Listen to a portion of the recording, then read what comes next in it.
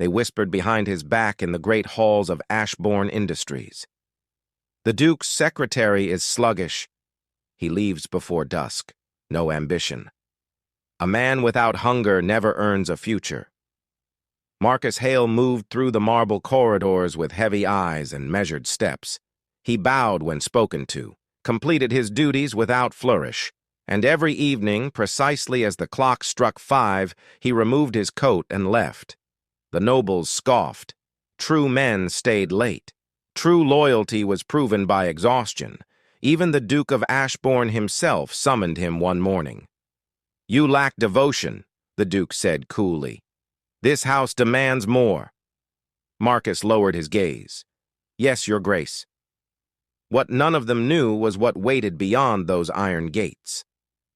At 6 o'clock, Marcus lifted crates in a freezing warehouse until midnight, his hands raw and bleeding. At 1 in the morning, he sat alone as a night watchman, lantern flickering, guarding silence until dawn. He slept in fragments, sometimes in his carriage, sometimes not at all, for 3 years, because in a small ward across the city, his mother lay tethered to a dialysis machine, frail, fading, forgotten by insurers who called her illness an inconvenience of age. £4,000 a month, or she would die. Marcus never begged, never explained, never complained. He simply worked.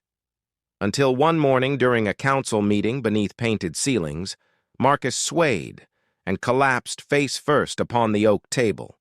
Panic erupted.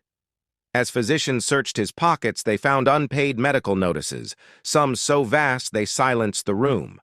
The Duke himself followed the carriage to the hospital, and there in the chamber beside Marcus, he saw her.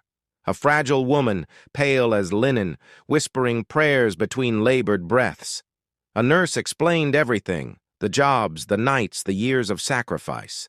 A son slowly destroying himself so his mother might live.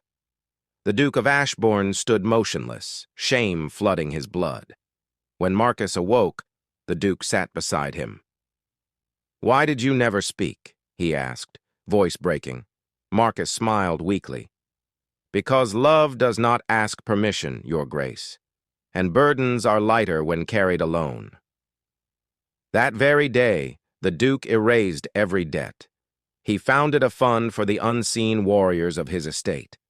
Marcus was promoted, rewarded, and, for the first time in years, allowed to rest, and the house learned a truth carved deeper than stone. The tired are not lazy. Some are fighting battles you will never see.